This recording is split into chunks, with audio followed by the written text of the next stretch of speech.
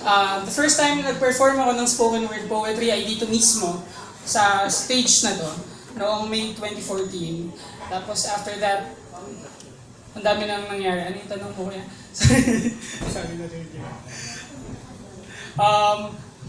Natutuwa ako na marami ritong first-timers kasi ibig sabihin kumakalat na yung singing ng spoken word. At kung mabilis lang na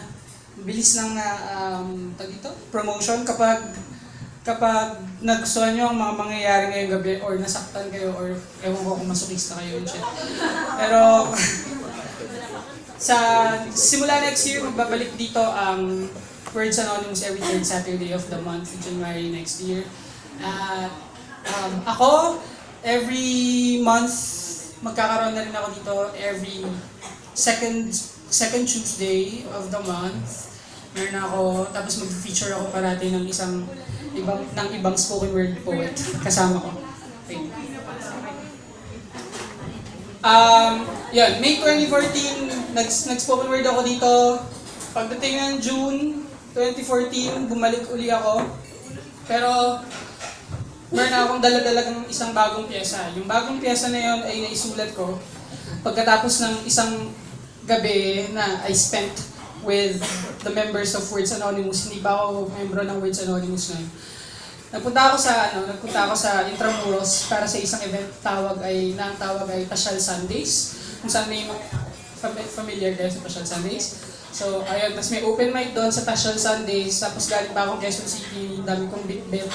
Nagpunta ako doon, tapos hindi naman ako nakapag-perform. Sad. So, pauwi ako ng Malabon, alauna ng madaling araw na kami natapos. Tapos, nasa isang banda ako ng Taft, naghihintay ng masasakyan. Tapos katabi ko, bundok ng basura. Hindi yung bundok ng basura, yung malaking lang ng basura, bulto ng basura. Yung tipong pag pinil mo isang layer, feeling mo bangkay na yung nandoon. Tapos meron sa akin sumusunod na kuting na kulay itim. Nasa isip-isip ko po, putang ina. Lord, katapusan na ba ng lahat? Huwag naman, hindi pa ako tunay na nagiging maligaya. So,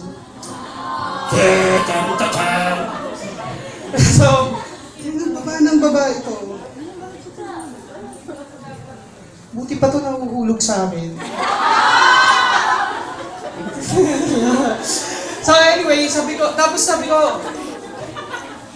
kasi obviously nakarating naman ako ng Malabon, nakauwi naman ako ng buhay. Tapos, naisip ko, pagdating ko sa bahay, nagiging kung ano-anong mga bagay ang pinaniniwala. Thank you. Kung ano-anong mga bagay ang pinaniniwalaan, mukha ako na walang basehan. Tapos, somehow, it led to this poem. Ang tula na ito ay inspired din by years and years of watching Magandang Gabi Bayan Halloween specials. Ang pamagat nito ay Naniniwala Ako.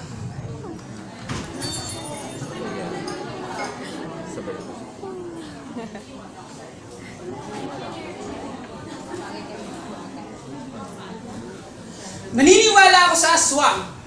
Lumaki ako na kinukwentuhan ng mga tsuhin ko na galing Capiz sa Taclan tungkol sa kanila, kaya oo, naniniwala ako sa aswang. Naniniwala ako na kaya nila nagpalit ng inyo. Na dapat mapayapa ang aking dibdib na marinig ang pagpalatak ng bibig ng tik-tik dahil kapag malapit daw ang tik-tik, ibig sabihin malayo ang aswang. At oo, malamang iniisip mo na nababaliw na ako o napakadali ko namang mauto pero hindi ako nagsisinungaling. Naniniwala ako sa aswang. At naniniwala rin ako sa nuno. Naniniwala ako sa nuno, yung maliliit na nilalang na nakatira umano sa mga punso, na posibleng nandyan lang nagtatago sa likod ng puno. Kaya kinakagat ko ang daliri ko tuwing naaalala ko ng ayaw nila na tinuturo dahil baka kunin nila ako sa gabi at tangingin sa kaharian nila. At oo, alam ko, wala pa akong kilala na kinuha nila. Pero mahirap nang sumugal. Kaya kapag ako ay nagturo sa isang masukal na gubat, kinakagat ko agad ang aking hintuturo dahil madali akong maniwala. At naniniwala ako sa mga nuno. At total rin lang, sinasabi ko na ang mga kalokohan na to, siguro panahon na para malaman mo. Ang dami pang mga bagay na walang basehan ang pinaniniwalaan ko. Katulad ng Kapag kumakain tayo ng magkasama at kailangan mong umalis ng maaga, ay iniikot ko ang mga plato para hindi ka mapahamak sa kalsada. O kapag nalaglagan tinidor ko, habang kumakain ako ng mag-isa, ay hinihiling ko na susurprisahin mo ako sa iyong pagbisita. Nakagat ko ang dila ko kanina at binigyan ako ng numero na sakto sa unang letra ng pangalan mo at inisip ko na sana nasa isip mo ako. At oo, kung nakagat mo ang dila mo kanina, malamang kasalanan ko yun dahil nasa isip kita. Nasa isip kita sa umaga. Kapag nakita ko kung anong oras na, iniisip ko kung nakarating ka na ba sa opisina, nasa isip kita sa tanghali. Alam kong nagtitipid ka, pero kumain ka naman ng sapat para di ka nagugutom sa trabaho, diba? Nasa isip kita sa hapon. Malamang ay pagod na pagod ka na naman sa dami ng pinapagawa nila sa'yo na hindi mo kayang tapusin bago magdilim at nasa isip kita sa gabi. Saan ka pupunta pagkatapos ng trabaho? Magbabaka sakaling na baka pwede tayong magkita dahil gusto kitang makita dahil pasensya na, huwag ka sanang mairita pero gusto kitang makita dahil minsan nakakasawa na nasa isip lang kita. Oo, hindi nga siguro ito ang tamang panahon para sabihin ko sa ito bilang puro maligno at saka lamang lupa ang kaninang mga binabanggit ko, pero intindihin mo, kung kaya kong maniwala sa mga bagay na walang basehan katulad ng mga to, bakit ako hindi maniniwala sa iyo, sa atin, sa tayo?